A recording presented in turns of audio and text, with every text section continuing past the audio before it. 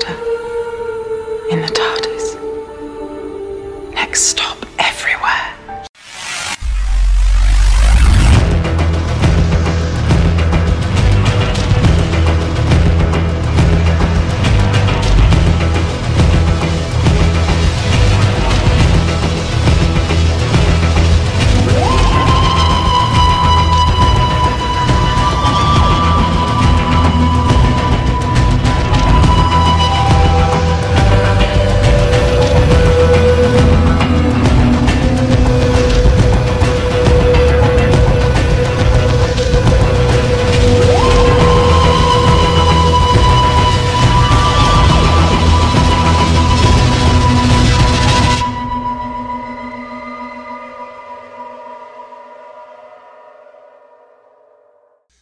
Hello again, everyone. Welcome back to Next Stop Everywhere, the Doctor Who podcast. I'm Charles Skaggs, your host this evening, as we are joined for episode 151 by someone I've been dying to talk to forever and a day. Holly Mack, welcome to Next Stop Everywhere. I hope it's everything that you hoped it would be. Thank you. I'm glad I sent the email in saying, hey, I want to talk finally. Yes, you were, for those obviously paying attention, Holly has been one of our most dependable emailers. We always look forward to getting your emails every time. As you know, we try really hard to get your emails in, word for word, as best as we can. Usually, if I'm reading them, they tend to be a little more accurate compared to Jesse. I'm just going to point that out. And Jesse tends to skip some things now and then. I'm just gonna throw him under the bus. But so it's great to finally have you. You kind of leveled up here. You kind of moved from emailer status to special guest companion, and I'm really excited about this. I am too. I'm glad you took me up on the offer. Yeah. Well, you're always welcome, and that goes for anybody obviously out there. But you were kind enough to reach out, and I really appreciate it, because the more that you talk, the less that I have to talk, and that makes everybody happy. So, all right. So here, episode 151, we're going to talk Battlefield.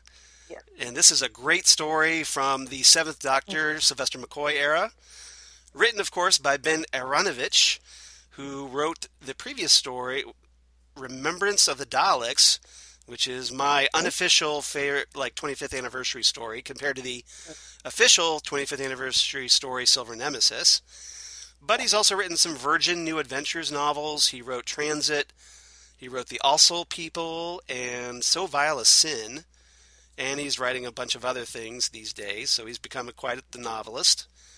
And the story was directed by Michael Kerrigan and was the first serial of season 26, the last season of the original series of Doctor Who, aired in 1989, and of course starring Sylvester McCoy as the 7th Doctor and Sophie Aldred as Dorothy Ace McShane.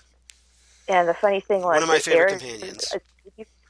Day before my 10th birthday, and I didn't even know Doctor Who was kind of on my radar at that point. Right. So now that, since you brought it up, that's a great segue. So you're already a pro at this. So, what was your Doctor Who background? Because I'm kind of wondering what got you into Doctor Who. If you can, you don't have to go into a huge detail if you don't want to. But yeah, I'm dying to know how you got into the show. Earliest recollection, I was probably about 3, trying to look for Sesame Street on PBS. Mm-hmm. Turned it on, came across an episode. All I can remember is a blue box, cobblestones, and canine. Nice. That's it. That's all you remember. That's all I remembered. And then jumped to 2000s. Big fan of James Marsters, and found out he was going to be on a little show called Torchwood. Ah. Went deep diving, trying to find out about Captain Jack, which then led me to the Classic Who, and then trying to get caught up in time for Series 4. And this was before good old Netflix. Oh, yeah. So that'd be a little struggle then. Yeah, you had to find alternative means to catch up, and understandable. Not being like it is now. Understandable. So essentially, Torchwood was your gateway, And then from Yeah. there, you learned what about modern Who, and then you went back to classic Who. Well, I knew about Classic Who because I remember when Fox was going to do the airing of the Eighth Doctor. I had set that up to tape on VHS. Mm-hmm. For the life of me, I do not know where that VHS tape went. I still have mine. Yeah, I had done massive searches trying to find it, and thank heavens they re-released it on DVD because it's like I remember setting it up and taping it and watching it and kind of liking it. So then, okay, so then, since that was obviously before Torchwood, so then you actually watched the Fox movie first.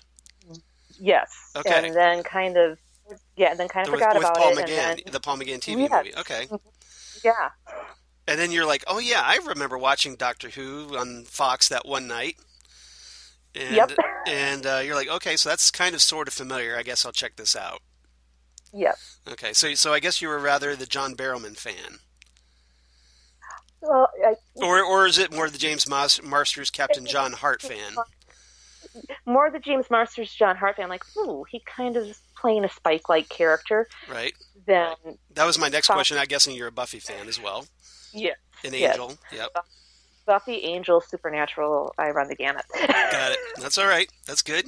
Yeah. Nothing wrong with that. No. So I'm just like, well, I better get a little background. So I did research and found out, okay, he starred in Doctor Who first for John Barrowman. Tried to find all the John Barrowman episodes, and then Went from was there. ready in time. Yep. Okay, that's cool. So, so does that make Tennant your Doctor, or is it another one? Well, or do you not have a favorite? I like them all. I really don't have That's one a good answer. tried and true. Because I mean, sometimes I'll be like, "Ooh, I haven't watched Pertwee in a while," and I'll gravitate towards him, or I'll gravitate towards Patrick Troughton, or back to McCoy or McGann, or even the other Colin Baker. So it just kind of depends on your mood, then. Exactly, depends on my mood. All right. So what was it that made you choose this story as one of the stories you wanted to talk about when you pitched these? I remember I had such a great time with this one. I loved the brig, and I just loved the Merlin and the fun aspect to it. And it's just like, okay, is the Doctor actually Merlin, or? Yeah, I don't think even the show knew at this point. They just kind of introduced this thing, and then 3 stories later, the series canceled, so we didn't follow up on it at all. Right, exactly. Yeah. So, my other one I was kind of flipping between was Dragonfire. That's a good one too. That was the first one with Ace. Yeah. Mm-hmm. All right. Well, we could always talk about that another time. Yeah. All right. So that's cool. Yeah, I like this one a lot too. Obviously, being a classic Who fan, I love this one because, hey, we get the Brigadier back after quite a while. We hadn't seen him on television since the 5 Doctors back in 1983. Exactly. Actually, no, that was after. Yes, we had seen him a few stories earlier in Modern Undead. Yep. And one of Peter Davison's stories, and then I think it was Davison's 10th story, if I remember correctly, and the 5 Doctors was his 14th, so it was just a little bit. But yeah, I just I get a kick out of when classic older characters are brought back into the series, and they're kind of reintroduced to a new generation, and so I really enjoyed seeing the Brigadier again, and there was a little bit of controversy about this one because in one of the initial drafts, and this is kind of a little trivia bit, they were talking about possibly killing off the Brigadier, which I'm glad they didn't. No, and they brought that tie back, and he's like, he said, you should die, pass away in bed, and it's just like, yes, please, keep the brig in bubble wrap. And especially after the introducing, when we finally get to see the Brigadier's wife, Doris. How horrible would that have been if he said goodbye and then he goes off and he dies? That would have been just a major downer of an ending. Yes. And I'm definitely glad they had the more upbeat ending when this one ends. Because admitted, like JNT don't be angry at me, but I couldn't pull the trigger. I was like, thank you for not pulling the Yes. trigger. Yes, exactly. Yeah, I know John Nathan Turner gets a little bit of a crap from fans. Mm-hmm. Some of it justified, some of it not justified. But in this case, I think the fans are pretty happy that he didn't kill off the Brigadier. Yeah. Yeah, I'd say so. All right, so guest cast in this one, obviously, we get Nicholas Courtney, the great Nicholas Courtney, as the Brigadier. His final appearance on Doctor Who. We see him again years later on the Sarah Jane Adventures. But this sadly is his last appearance on Doctor Who. We get the return of Jean Marsh as Morgaine, and a little bit of trivia for you youngins. Jean Marsh was actually a First Doctor companion. She played Sarah Kingdom in the William Hartnell story, the Daleks' Master Plan, and ultimately died in that story. Sarah did. But so it's kind of great to have her come back to the show after all this time. She also was in a previous story before that. She played a character named Lady Joanna in The Crusade, which was another Hartnell story. And more recently, she was Queen Bavmorda in the great film Willow. It's a classic 80s fantasy adventure movie. If you've ever seen Willow, you can spot her there as Queen Bavmorda. And recently, she was a party guest in An Adventure in Space and Time, the recent documentary on the William Hartnell era that starred David Bradley, of course, as William Hartnell. She makes a little cameo because they worked in a lot of the First Doctor era companions in that one, and Jean Marsh was one of those, so I was glad for that. We also get the introduction of Angela Bruce as Brigadier Winifred Bambera, the Brigadier Lethbridge Stewart's replacement, essentially at UNIT, his successor. She had fairly recently, reprised the role of Brigadier Bambera in the Seventh Doctor Big Finish audio adventure Animal. So if you're like to hear more about Brigadier Winifred Bambera, you can check out that. That was essentially kind of the lost season 27 that was never aired. One of the episodes from that the Big Finish was kind enough to produce. Robert Jezik played Sergeant Zabrigniev, and if you're a Big Finish fan, you may know him as the audio adventure version of Frobisher, who was obviously introduced in the Sixth Doctor comic in Doctor Who magazine way back in the day. You know, the shape-shifting alien that gets stuck in the form of a penguin now and again, and that's his kind of preferred form for a lot of it. Yeah, so Sergeant Zabrigniev plays Frobisher in the Big Finish audios. I knew the voice sounded a little familiar, but I couldn't place. There you go. See, this is why you come to Next Stop Everywhere. We try to help you out on that. Oh yes, it was killing me. Well, now you know. So that's one thing you can just relax about. You know who that is. He was also in the movie. We have another James Bond connection. He was in the movie Casino Royale, and he was also in the movie Event Horizon. If you've ever seen that movie with Sam Neill. It's kind of a sci-fi horror movie, and it's pretty cool. Pretty cool movie. A little bit of obscure, but it's definitely worth checking out. Event Horizon. Jim Bland, who played the temporarily blind Elizabeth Rawlinson until she recovers her sight, thanks to Morgaine.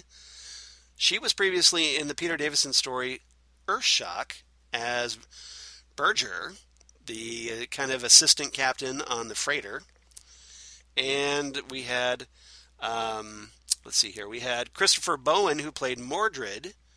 He was in the James Bond movie Tomorrow Never Dies, believe it or not.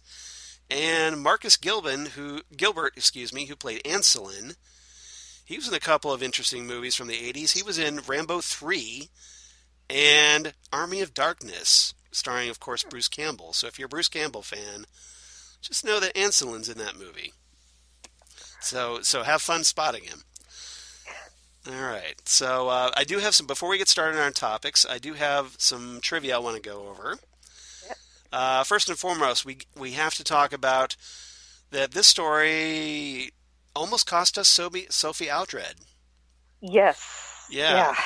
So, do you want to talk? Are you up on that story? Yeah, it was with the glass that she was trapped behind. They had decided to fill it with that water and the water tension, and she started banging, and Sylvester heard the crack and he's like, "Get her out of there!" And thank heavens, Thankfully, the studio guys got her out of there, and it was just that could have been. yeah, because Oh, that according to Sylvester, the pressure on the glass bulged the glass and eventually broke open. So Sophie could have got seriously hurt in that. yes, yes. If that had happened, but thankfully she was okay. But the problem also was that that water flooded out into the studio, and they're like, oh, gee, all these live wires, across the studio floor. Nobody thought apparently to put up a barrier in case that happened. No. Seriously? You would think working with this water that Yes. they'd have those farther away. Yeah, or just something to keep, like, just in case. Hey, maybe if this Right. thing leaks, we don't want water getting involved with the wiring, do we? No. Right. And instead of using regular glass, you think they would have used like a plastic, thick plexiglass. Right. That one tip. But Well, Doctor Who was done on kind of pretty much the cheap. shoestring during- shoestring budget. Yeah, yeah. I mean, I'm sure there were high school productions here in the States that probably have a better budget than Doctor Who had at this point, because the BBC was shaving as much budget off the show as they possibly could. Yeah. And it was barely on the air. But thankfully, the good news is Sophie Aldred's perfectly okay and has entertained us for years ever since. So good news there. And credit to Sylvester McCoy for being aware of what's going on and not going off to his trailer or something, and paying attention to what's going on. So good for him. This story, another bit of trivia, was also the first story to feature a unit since way back in the Tom Baker era in The Seeds of Doom. That was the very first story that I watched as a Doctor Who fan. Now, they did have sort of a brief cameo in The Five Doctors, but it wasn't like a full-blown unit appearance. It was just more of a cameo with the Brigadier's successor at the time, Colonel Crichton. And it was also this story was obviously, because there's only 3 more stories after this one, this is the last of the classic series. So, unit didn't show up again until Aliens of London in 2005. Right. And but thankfully they brought them back for the modern era, and I like the fact it's one more thing that kind of connects New Who with Classic Who, and just makes it one huge story. Yes. And one big tapestry, and so another reason for New Who fans to go back and check out the classic era, in my opinion. All right, so let's see what else. So we had the. This is also the last story to feature the TARDIS console room. Oh wow! Yeah, in the classic era. Again, there was only 3 more stories, but we only get, like, if you notice in the beginning of the story, they show the TARDIS in console room, but it's shadowed. Like the lights have been dimmed down really low, and that was because at the end of season 25, they junked part of the TARDIS set. Ooh. Yeah. They were, they apparently, after filming The Greatest Show in the Galaxy, they kind of accidentally got rid of it, so they can only show, like, part of it, so they decided, okay, well, the only way we can make this work is to kind of put it in a lot of dark lighting. So the TARDIS was basically running a defrag. Exactly. And obviously they didn't want to spend the money on a brand new TARDIS set. So at this point, so yeah, this is the last story. You get to see the classic TARDIS console room. All right. So with that, you ready to talk about our main topics? Yes. All right. So we got all that background stuff out of the way. topic number 1. We're going to do 4 topics this week. Okay. All right. So topic number 1, the Seventh Doctor and the Brigadier. Now, obviously, the big selling point of this story is, hey, we get the return of the Brigadier, and we also get his first meeting with Sylvester McCoy's Seventh Doctor. And for fans like me, I geeked out hard over this, and I'm dying to know your thoughts on this. I loved it. It was just like when Doris takes that phone call saying, "Oh, it's to do." No, just tell him I'm retired. And then when she hangs up, she's like, "They mentioned something about the doctor," and it's just like, "Oh, you should have led with that, Doris." Yeah, exactly. Like you buried the lead on that one. Yeah, it's like, just give me the phone. Yeah, I kind of enjoyed retirement, but doctor, yes. Exactly. And then when Bombera said, about the doctor, and then it's just like, something off the record. All heck breaks loose. I'm censoring. Yeah. All heck breaks loose with the doctor. It's like, yeah, truer words never spoken. That's funny. Yeah, it was kind of funny that, yeah, you notice the Brigadier wasn't very engaged with Doris, and he's kind of like, yeah, okay, Unit wants something, whatever. And then the doctor's name is mentioned, and it's just like, like he's like a dog, and his ear perks up. Yeah. Yeah. Doctor, where? Let me go. Like, okay, let me go get my stuff. I'll be right back. Yep. Let me go get my my soldier uniform and my gun. All right, let's go. And he's off to the races. So, obviously, it takes a little while before we get the reunion. Actually, a couple episodes. Most of that gets the first part, that first half of the story. He's essentially flying around in a helicopter. Yep. And thankfully, he has a fun flying lieutenant keeping him company. But I remember watching this, especially recently, just over the weekend, going, okay, why isn't the Brigadier with the doctor already? Why are we taking forever? Like, just get on with it. And they just drew this out. And I kind of wish they had got the Brigadier with the Seventh Doctor about an episode earlier than they did. What did you think? Yeah, they could have done it a little bit sooner. It would have been, it would have been nice to have seen him kind of land right after Bombera pulls Ace and him in after the unit passes. Right. Because I was kind of thinking, okay, did he actually save those, or was this the first introduction of psychic paper without having it being called psychic paper? Right. Because they even asked, is this going to work? He's just like, oh, pretend you're a physicist and you'll be fine. Exactly. I was like, That was good. Yeah. Now, once they do get together, they have that reunion inside the alien spaceship underneath the lake. Yep. And after the Brigadier goes down the tunnel and accesses this spaceship, and the Brigadier recognizes the Doctor instantly. Like there's no confusion about this. I mean, he saw the regeneration from the third Doctor to the fourth Doctor, and he's obviously met the second Doctor and he's met the fifth Doctor. So he's pretty, and the first Doctor, and so he's pretty well versed in the fact that the Doctor obviously has different forms, and he immediately just like, okay, I knew it was you because who else would it be? Exactly. Who else would be here in an alien spaceship underneath a lake but you? Right. With a young companion to boot. Right, exactly. So, yeah. So, they immediately connect very well, and it was really nice to see those two actors working together. I enjoyed it. I enjoyed it quite a bit. Was a little nuts. She was a little so with the Brig to begin with. Right.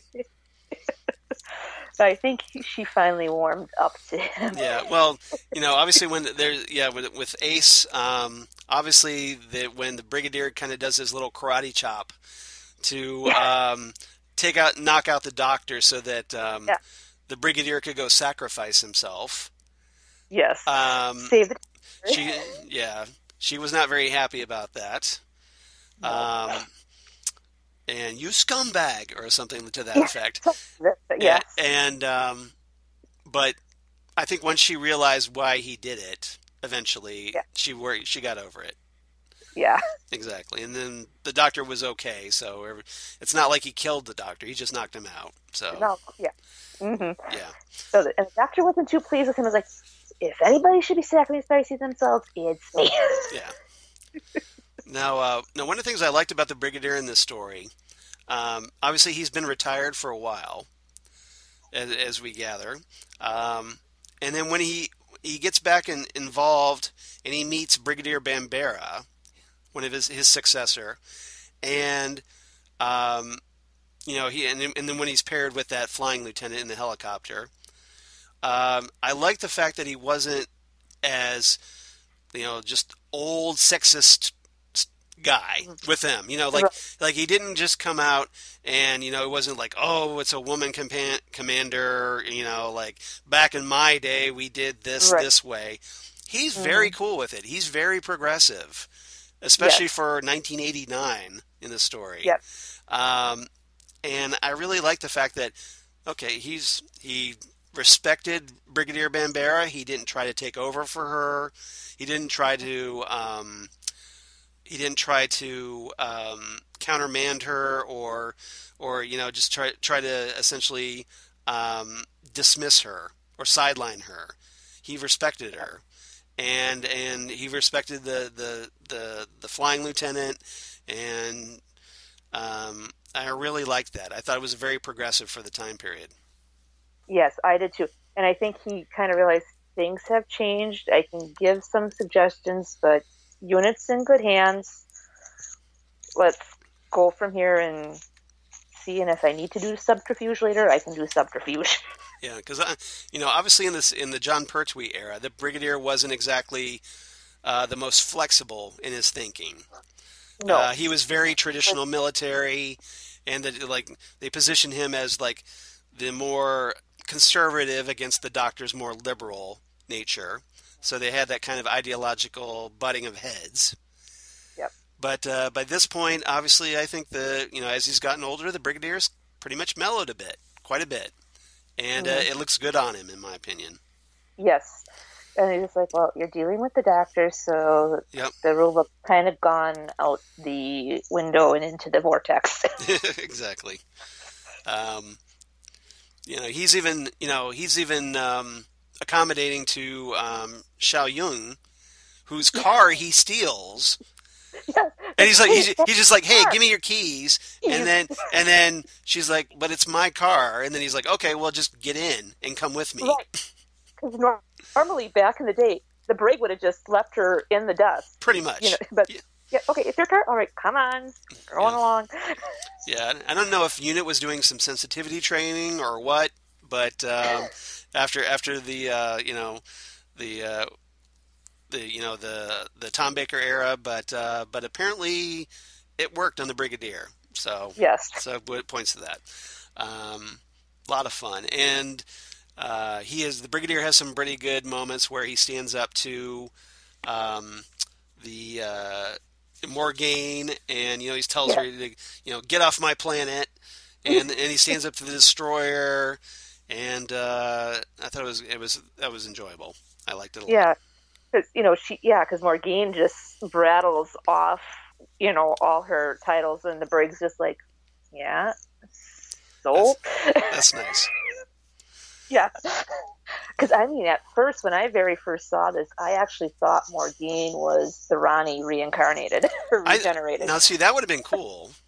Yeah, that would have been cool, but not the case, as it turns out. Oh. Now, let's get back to the Seventh Doctor for a minute before we move on. Now, the Seventh Doctor, there's this big, heavy implication, often by the Doctor himself, that he is actually Merlin.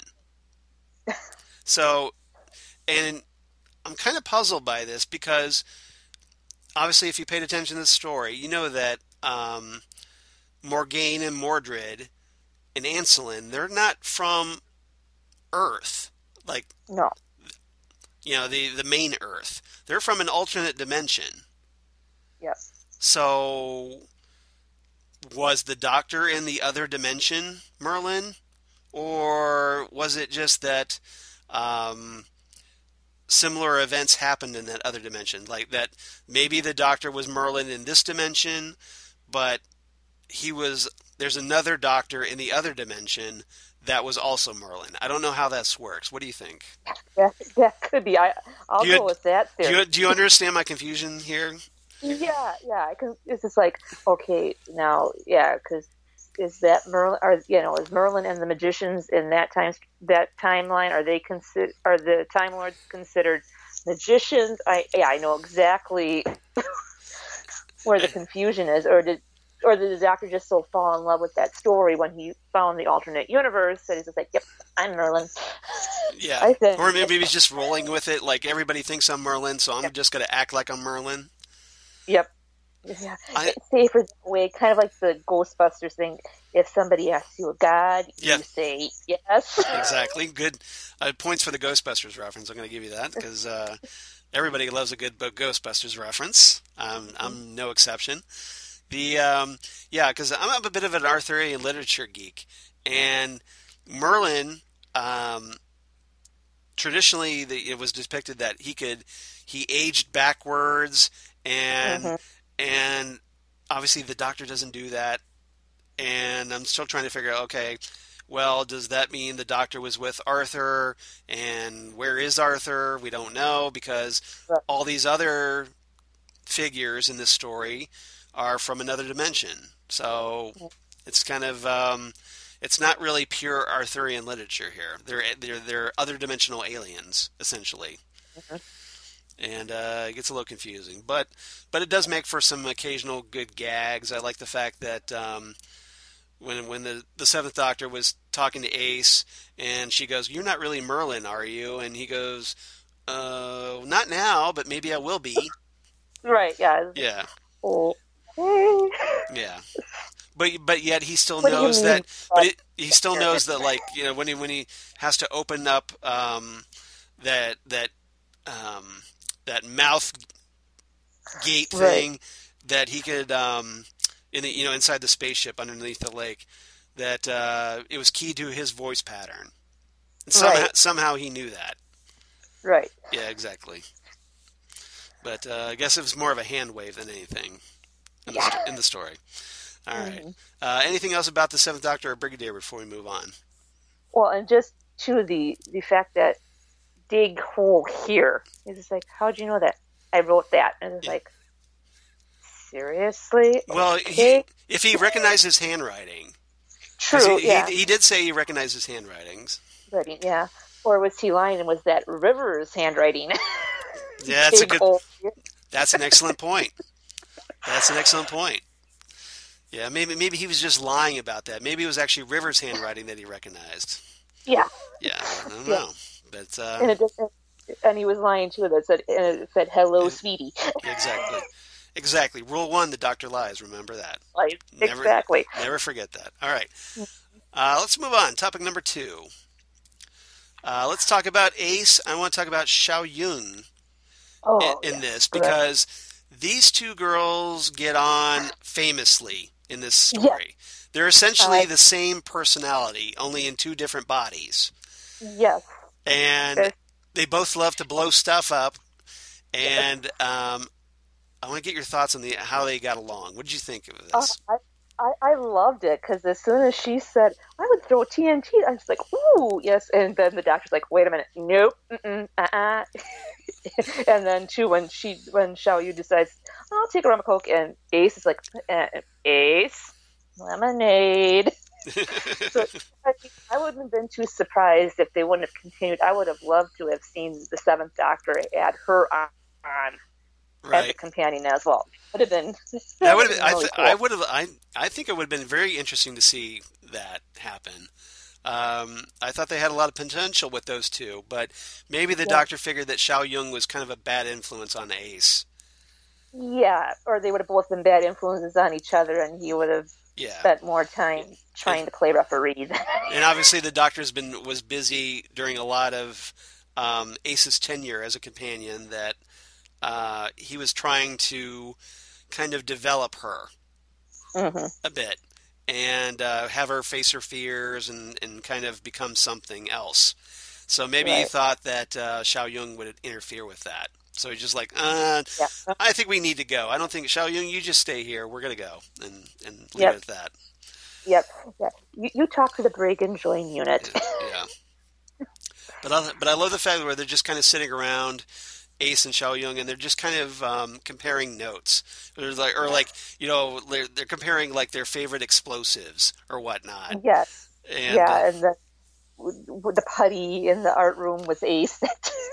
Yeah, plastic explosives. Then they also got this great scene when the Doctor has Ace create a chalk circle. Yes. And the two of them are kind of paired in there with the sword, Excalibur. Yep. And essentially, and then they end up being falling victim to Morgaine's mind games, where they kind of end up turning on each other. So what do you think of that scene? I thought it was interesting, but I also like the fact too that Ace, or they both realized at the same time what was happening, and it was able to dissipate real quickly, because that could have turned bad in a hurry with Excalibur being right in the middle of that chalk circle. Right. Where it could have been a battle royale. And... Yeah, that could have gone horribly wrong, but thankfully, you notice they kind of started to kind of sort of shove each other out of the chalk circle. Right. And then there's that last moment where Xiao Yung is about to push Ace completely out of the circle. She's backed up against it. And then there's that sudden revelation or realization that, it's Morgaine turning us against each other. Right. And they kind of draw back inside to the circle and they kind of hug each other. Right. Really, in overcoming that. So it's kind of a credit that they were able to overcome that. Right. Morgaine, or maybe even the beast that Morgaine had released. The destroyer, yeah. Yeah.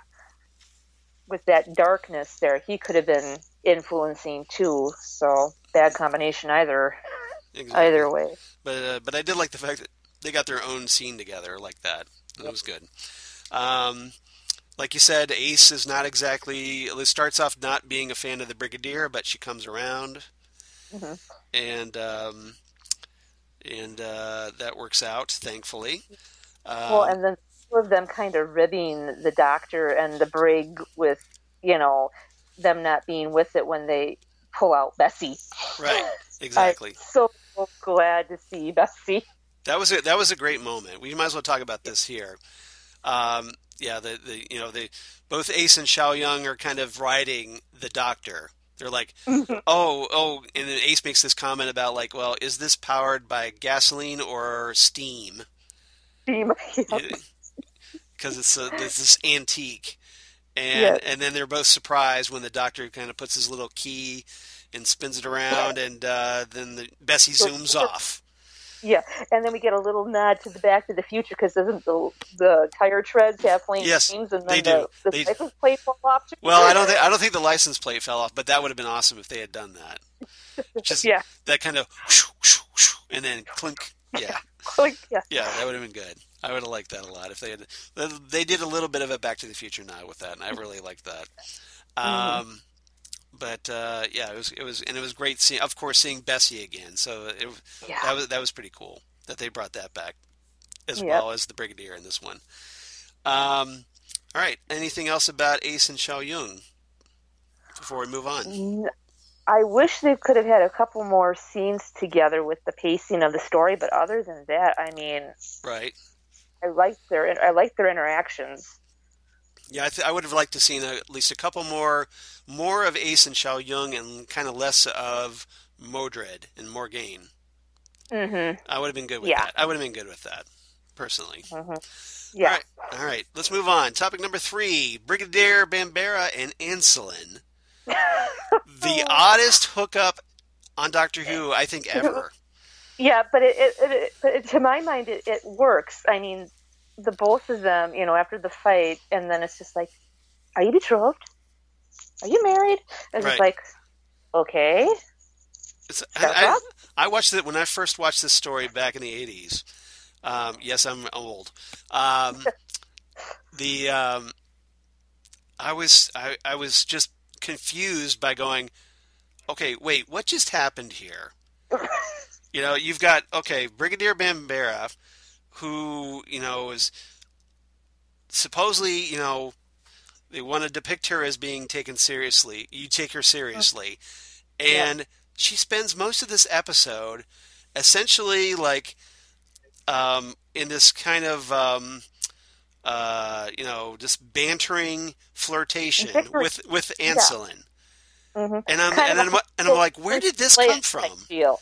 Yeah. Yeah, it's like if did you, we miss something in the script? yeah, and it's just it's very odd. And the way it comes about, they get paired up a lot, like they're riding in the car together, and um, 1 minute, like before that, she Bambera is like wrestling Anselin to the ground and trying to Yep. pin him in a yard, and then the next they're in a car together, and she's going, "Oh, so are you married?"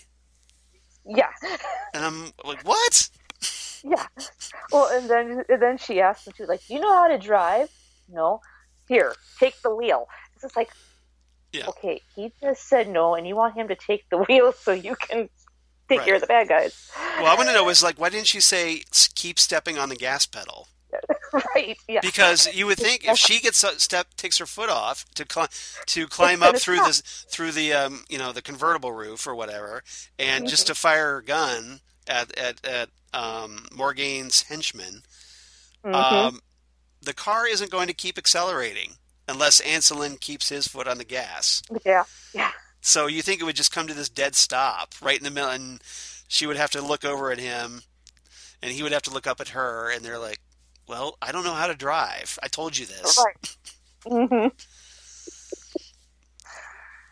But and then by the end of the episode, they've decided, okay, we're completely together. Yeah. He respects her as this great warrior.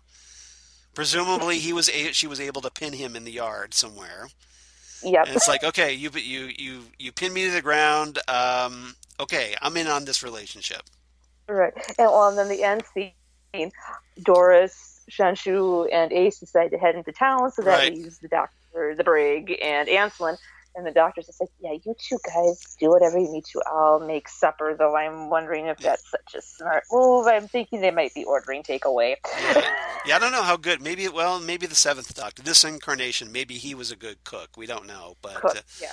Or the fall fish fingers and custard, but I don't know how well that would go over. yeah. Then obviously that's Matt Smith's. I wouldn't. Yep. Yeah, I would trust the seventh Doctor's cooking over Matt Smith's cooking. Just saying. Yeah. The 11th Doctor's cooking. I thought that was a nice little play on stereotypes as well, where the Brigadier, like the women go off in Bessie, and they're like, okay, we're gonna go shopping, but you guys have fun. We'll see you later. And they go tooling around in Bessie, and the Brigadier is kind of like looking over at Anselin, like, so Anselin, you know how to use a lawnmower?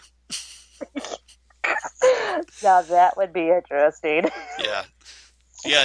So I think we kind of missed out not seeing Anselin with like, it had to be one of those hand lawnmowers where he's just walking around pushing this thing.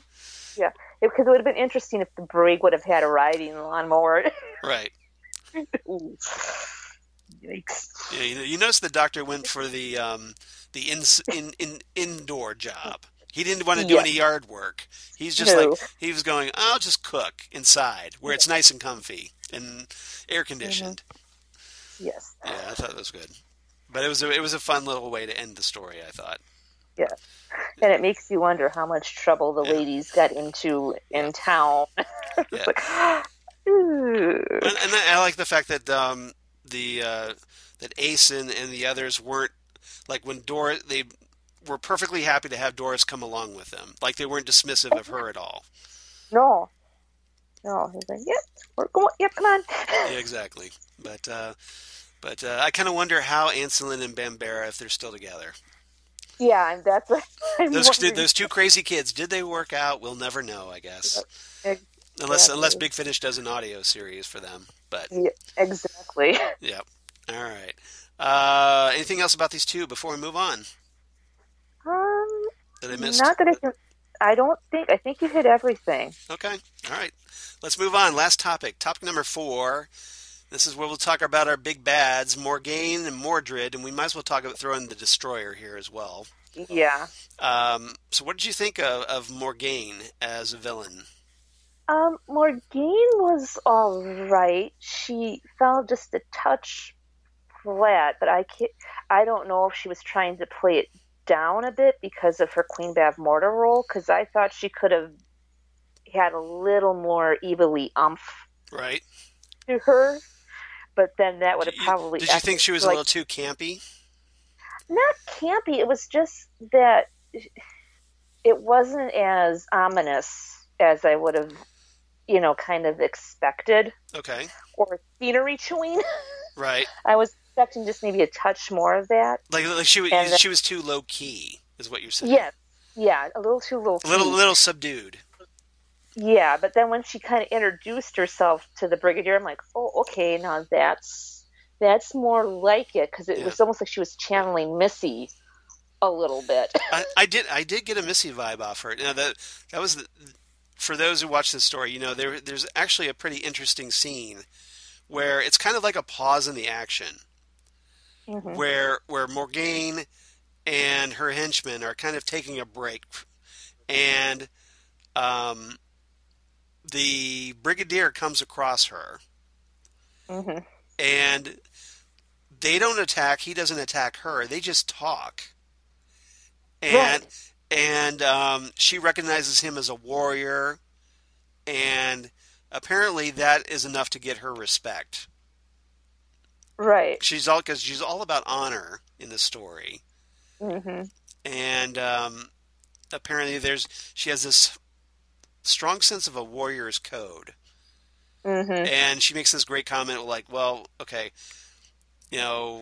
everything's all good here and now, but next time we meet on the battlefield, I'm going to kill you. Right. This is your warning. And the Brigadier seems like, okay, I'm good with that. Let's do that. Yep, that's fair. Yeah. Because, she even got on Mordred's case when he kind of came across... The two of them came across the memorial for the soldiers who had died in one of the wars, and he just got on his case like, "How dare you?" It's like, "Oh, okay." Yeah, she calls him out pretty harshly on that one. She's just like idiot. This is a monument to the fallen. You should be more mm-hmm. respectful. Yep. So she takes this very seriously. Mm-hmm. I don't think Mordred takes it very seriously, but she does. No. And Mordred's outfit, I was just like, precursor to Game of Thrones, because everybody knows, like, the Night Watch called, they want their uniform back. No. I'm trying to figure out where he got his hair gel to slick his hair back. Yeah, that too. It's just like, okay. It's a very interesting look. Mm-hmm. He's like Jon Snow with slicked back hair. Yeah, exactly. Mm-hmm. Yeah. Like if Jon Snow was a Wall Street trader in the 80s kind of look. Yeah. Mm-hmm. But the and the guy playing Christopher Bowen, who played Mordred. You talked about like you kind of would have liked to have seen Morgaine chew a little bit more scenery. Mm-hmm. Mordred chews a lot of scenery. Yes. Like there's this scene where he's laughing and he's just like completely over the top, like completely over the top acting, and I cringed watching that. It was just like, dude, just take it down a notch. Take it down. Yeah. Did your compatriots knock you across the head one too many times with the broadsword during practice? I don't know, but I mean, okay, so he's a guy who really enjoys his job, but Right. I think he could dial it down a notch. I'm just saying. Yeah, because I would have rather have seen Mordred toned down a little bit Yeah. and then Morgaine kind of bumped up a little bit because she seemed to be more the focal Yeah. point. Yeah. Now the Destroyer. What did you think of the Destroyer? He- For keep in mind, this is like really super low budget Doctor Who. right. I thought they I did a mean, pretty good job with the makeup as in this one. yes. And I got a little bit of the touch of Tim Curry's character from Legend. Legend. Yes, exactly. I was like, yep, you guys are making the nods to the. Well, they're hitting the. Yeah, they got Back to the movie. Future. They got Legend in here. Yeah, yep. Well, and then and then They had one of one of the actresses from Willow. Yep. yeah, Mm. yeah. I mean, I thought he was, and I thought he was good. I mean, if they could have He looked gone, cool. yeah, if they could have gone one more story or rearranged and gave him a little bit more of a backstory as to why Morgaine wanted to use him, Right. I think would have clicked just a little bit more. I would like to know why he was in the chains. Because he shows up when he first materializes. He has these chains around his wrists, Right. but we don't really get an explanation about why that is. I think that was so she could control him because I think there was something with the silver and the brig getting the silver bullets. Okay, so you think it was more of a spell or something that was Right. her way of controlling him, so he didn't overpower her. Right. Got it. Okay, well that's fair. I think that's a good point. All right. Yeah, and they even try to really like make him look impressive. They even put like this kind of drool, but if you notice, the drool kind of fountained out a little bit. Like it was like a lot of drool. Like like somebody turned on the water faucet a little too far or opened it up a little too far, and it just kind of kept coming down. And I'm just like, Yeah. okay, he really has a saliva problem. Yeah. Mhm. Yeah. I thought it was funny, but yeah, for low budget, like on its last legs, Doctor Who, I thought he looked pretty cool. That was awesome makeup. Good design, I thought, and Yeah, I agree with very you. I think it's especially with those big horns, and very reminiscent of Legend. Right. They just changed the color instead of using red. They're just like, we're gonna go blue. Yeah, exactly, exactly. It would just change the tint a little bit. Yep. It worked out pretty good. Anything else about these three characters? I'm glad that they were able to be taken care of in the manner that they were. Right. I think they kind of, some of them were they counteracted each other a little bit. Yeah. What I'm kind of wondering though, okay, when we last see them, they're locked up by unit. Right. Presumably, like the doctor or the brigadier say, okay, well, let's just lock these guys up. Right. And they leave it to Brigadier Bambera to lock these guys up. So presumably, they were still in unit prison somewhere. Right. Are they in the Black Archives? Why didn't we see them again? I kind of wondered, but yeah, you think it would be kind of cool to bring them back. Yeah, out of the three of them, the top two, I think, that could probably break their way out would be Morgaine and the Destroyer. Pretty much, yeah. You would think one of those at least would bust out of unit prison. Yeah. Especially in the Jodie Whittaker era when, hey, there is no unit because of budget cutbacks.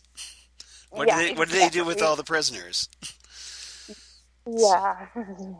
Just saying. I'm just pointing this out. All right. Yeah. All right. Scary have them run the asylum. Ooh. Yeah, exactly. There's a great story idea there if somebody wants to jump on that. Yep. Anything else about the story you want to talk about before we move into our favorite lines? I think we covered all the high points, unless there was something that you wanted to... Nope, I'm good. I think we hit the highlights. I think so. I'm sure somebody out there will have something that, you forgot to talk about this, but yeah, it's only an hour show, guys. We can only cover so much. But we try to do our best we can. Okay, so did you happen to write down any favorite quotes you liked of the story? Oh, I've got a couple. My Okay. first one is, my young friend's something of an expert in archaeology? Okay. No. Explosives. Nice. That's a good Mhm. one. Yeah, and then that's obviously, I'm guessing, the doctor talking to that professor. Yes, Peter. Yep. Yep, yep. Okay. Um, I liked when the Brigadier's flying around in the helicopter, where Flight Lieutenant Laval says, "Sir," and this is kind of like just after they crashed, I should say, after they're brought down. She goes, Laval goes, "Sir, we don't know what the situation is here." And the Brigadier says, "The situation, Laval, is normal, and it doesn't get much worse than that. You know, I'm rather enjoying this." Yep. Well, because he knows it's the doctor. This is Exactly. standard operating procedure when you're dealing with the doctor. Exactly. It's like the end of the world. The doctor's involved. Okay, we're good. I can deal with this. I've dealt with this before. This is my comfort zone, essentially. Yep. Hmm. I thought that was good. Do you have any other quotes? Yeah, this is after the doctor has Ace do the timing of the explosion, and Right. she kind of is like, oh, I maybe should have said it for a little louder. It's like, we're going to have a nice long chat about acceptable safety standards. Right. Exactly. That was a good line. I like that a lot. Um, Brigadier makes a comment where I think it's because probably when he sees um, Ace and Xiao Yung and whatnot, he goes, "Oh dear, women, not really my field." And the doctor goes, "Don't worry, Brigadier. People will be shooting at you soon." Yeah, like, yeah, you'll be fine. Yeah, you'll be fine. Don't worry. People are gonna try and kill you here in a minute. Yep. Just be calm. Hmm. Do you have any other quotes? I've got two more. Okay, go Uh, for it. it's after Ace and Young have to say, well, the sword's gone. Good. What do you mean good? Exotic alien swords are easy to come by. Aces are rare. That's a good one. And then the last one from the doctor is, I'm not playing chess. I'm playing poker. I have an ace up my sleeve. That was a good. Very fun. That was one of mine. I love that line. That was a good one. Yeah, that was and yeah, it was pretty well played by Sylvester McCoy in that scene. I like that a lot. And Last couple. that has lived. Yeah, last couple of quotes I have. The destroyer is confronting the brigadier, or vice versa, and the destroyer says, "Pitiful. Can this world do no better than you as their champion?" And the brigadier says, "Probably. I just do the best I can." I like that a lot. Yep. And then, of course, the big Doctor and Morgaine speech at the end of episode 4, where their nuclear annihilation is being threatened. And the Doctor says, "If this missile explodes, millions will die. You will die." And Morgaine says, "I will die with honor." And the Doctor replies, "All over the world, fools are poised, ready to let death fly. Machines of death, Morgaine, are screaming from above, of light brighter than the sun. Not a war between armies, not a war between nations, but just death. Death gone mad. A child looks up in the sky, his eyes turn to cinders. No more tears, only ashes. Is this honor? Is this war? Are these the weapons you would use? Tell me!" That's a good one. That's a good doctor speech in that one. I like that Yep. a lot. All right. So, do you have any rating for this one? I have 9.5 silver bullets out of 10. Very cool. You really like this one. Yes. Yeah. And I'm a little less than you. I like this one a lot. I give it 8.5. Yeah. Bessie's back in service. Yeah, there you go. So I like that a lot. But yeah, this is a solid story, and especially I love the Sylvester McCoy era, so I really enjoyed this one a lot. Mm-hmm. This is a very lighthearted, fun one to put Yes. on like a Saturday or Sunday afternoon. Just with how the last couple get real serious, it's just like, this is the breath of fresh air. this is the one that I normally go to if I want a 7 pick me up. I Oh, thought that's a this good. one. I can I to, thought I can totally see that because yeah, it's a good showcase for everybody, and yeah, it's a lot of fun. This story, I like it a lot. All right, reverse the polarity.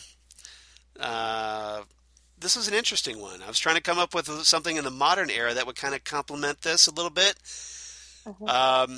Did you come up with anything by chance? I didn't, because the only closest thing I kind of found that kind of somewhat touched but not quite was a book called Shadows of Avalon by Paul Cornell, which was an Eighth Doctor novel. But it brought Morgana up once, but it was a different take.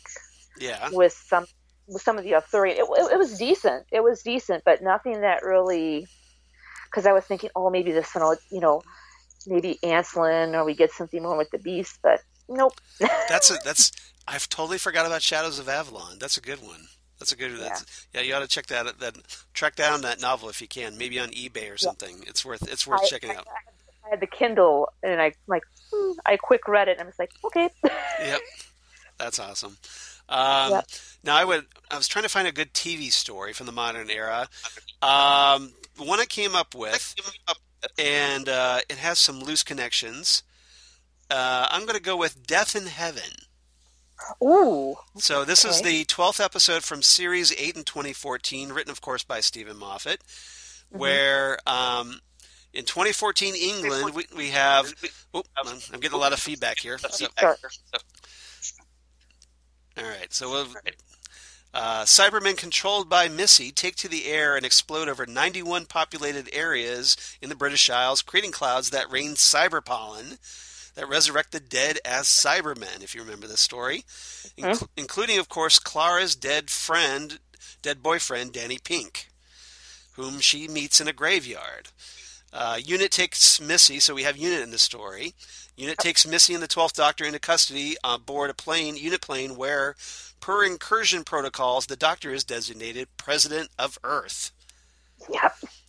Which I don't think that's a good idea, but that's me personally. No, and he wasn't too gung-ho on that being made president either. No, he wasn't. He wasn't taking it seriously either. Missy blasts open one of the plane's cargo doors, sending Chief Scientific Officer Kate Stewart, so we have the Brigadier's daughter in the story, plummeting toward the ground while Missy teleports to safety.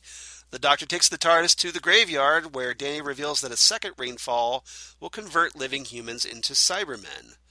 Missy offers the Doctor control of the Cybermen army to prove that he and Missy are the same. The Doctor rejects the gift, however, accepting that he is not a good man, and passes the control bracelet to Danny, who kept his personality intact. Danny leads the Cybermen into the sky, where they explode, preventing the second rainfall. Now the Doctor threatens to kill Missy to prevent Clara from doing so herself, but Brigadier Lethbridge Stewart, and this is one of the reasons I chose this story, brought back as a Cyberman, seemingly vaporizes Missy instead. Right. And didn't he also save Kate as she was coming down? That's what I was going to talk about next. After realizing the Brigadier rescued Kate, the Doctor salutes the Brigadier, who flies away to whereabouts unknown. So, did the Brigadier? Is he still a Cyberman? Is he still out there somewhere? We don't know. Yeah. Who knows? Hopefully, maybe he got to Unit and they downloaded his brain into a new body. Yeah, that would be nice. That would be nice, too. But that might be a way to bring the Brigadier back. Clara later meets with the Doctor, who assumes Danny is alive again. The Doctor interrupts Clara to lie about finding Gallifrey and his plans to return home, while Clara lies that she and Danny are going to be fine. So it's never good when you have the Doctor and the companion lying to one another. No. But they get through it eventually. Yeah. But, that was a good pick. Yeah. So, but at this time, not good to have them two.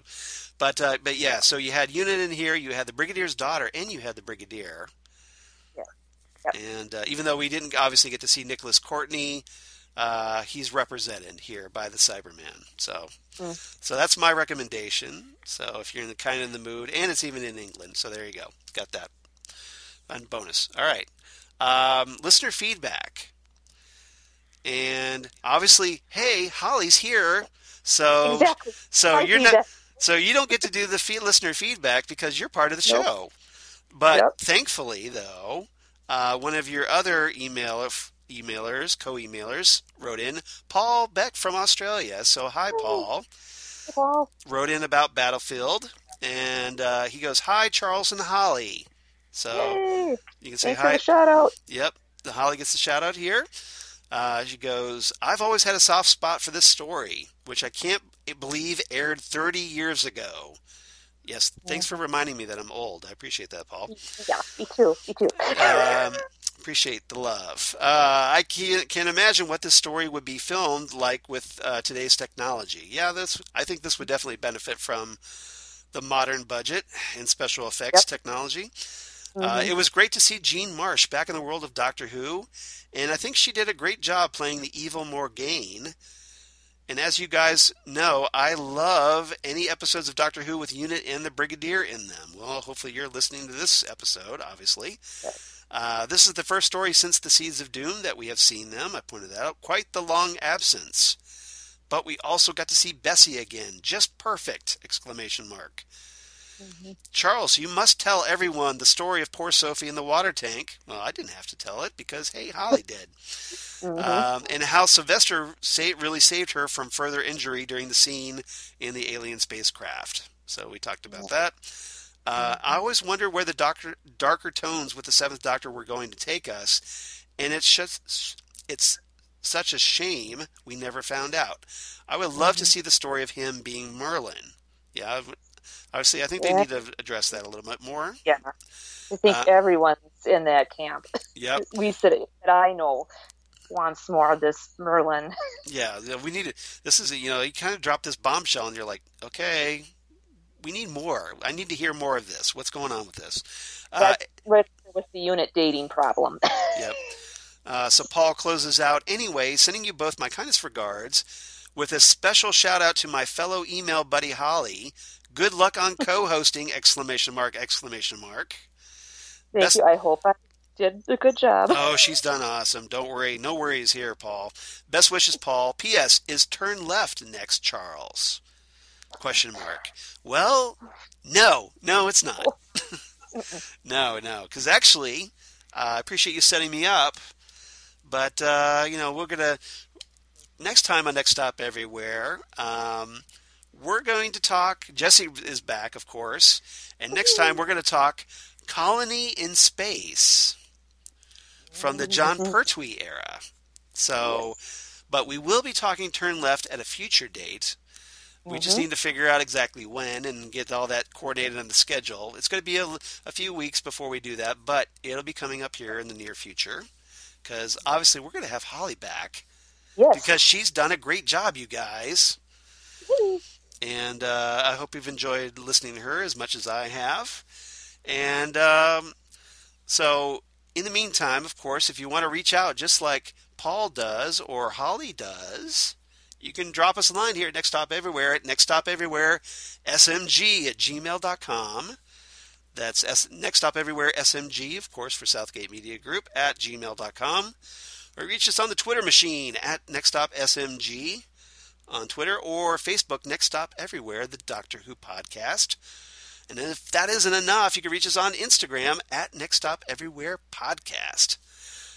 That's exhausting. All right. Holly, do you have any shameless plugs you want to pitch to everybody? Well, shameless plug. I am 1/5 of a podcast called the Five-ish Fangirls. Ooh, cool. And you can find us, you can find us at the fiveishfangirls.com. That's FIVEISH. Yes, there's a little Doctor Who nod. Nice. I caught that. Yes. Yep. And you can find me on Twitter at HollyMac_79 and on Instagram, I think it's just HollyMac79 with no underscore. Because when I set up Instagram, they weren't allowing the underscore at the time. Got it. Well, that's cool. Yeah, check out Holly's podcast. I had no idea that you were doing another podcast. Yep. That's awesome. That we I'm going to have just to check that out. Now I have something to do tonight. All right, cool. just celebrated our 5th birthday not Ooh, too long ago. Just like Nick Stop Everywhere. Wow, we did this. Yep. We started these up at about the same time. That's how. Well, Yep. happy 5th anniversary to you guys. Thank you, and to you guys as well. Awesome, fantastic. Well, as for me, of course, at Charles Skaggs on the Twitter machine, at Charles Skaggs on Instagram, Facebook, of course, Charles Skaggs in Hilliard, Ohio, and my blog of geeky things. Wait for the thing. Damn good coffee. And hot. Damn Good Coffee and Hot, where I talk about all the stuff we talk about here on Next Stop Everywhere. All kinds of Doctor Who, talk about Torchwood, Sarah Jane Adventures, all kinds of comic book sci-fi news of my other podcasts that I do for Southgate Media, including, gotta take a deep breath, the Phantom Zone podcast that I'm currently doing with Jesse Jackson, where we're going through Krypton, of the sci-fi series Krypton. We're finishing that up. We just recorded our penultimate episode of Krypton this morning, and we'll be wrapping that up. And then we're going to talk The Boys on Amazon Prime, and then we're going to talk probably a couple other things that'll get us to Titans Season 2 that we're going to talk about on Titan Talk, the Titans podcast. We'll be starting that in early September, so if you're a fan of the DC Universe series Titans, you might want to stay tuned to Titan Talk. Check that out. Or my other podcast, Ghostwood, the Twin Peaks podcast that I do with Zan Sprouse, who obviously, if you listen to our previous episode, was all kinds of awesome. And if you enjoyed her and me bantering back and forth as we do, you definitely need to check out Ghostwood, because we have a ball on that podcast, and Zan is incredible. She's an amazing person, and I love talking Twin Peaks with her, so please check out Ghostwood. We definitely appreciate that. Other than that, next time on Next Stop Everywhere, we're talking Colony in Space. Jesse will be back, and Holly, I hope you had fun today. I did. I had an awesome time. Thank you so much for joining us. I had a ball talking to you. Same here, and I can't wait to come back. Oh, you're definitely coming back. We're not gonna let you off the hook that easy. You know. All right. You only thought you like, I could just do one and get away. Nope. You're gonna have to come back. We're gonna make this happen. So everybody, thank you so much for listening to Next Stop Everywhere, and we will see you next time right here, Next Stop Everywhere, the Doctor Who podcast. Bye, everybody. Bye.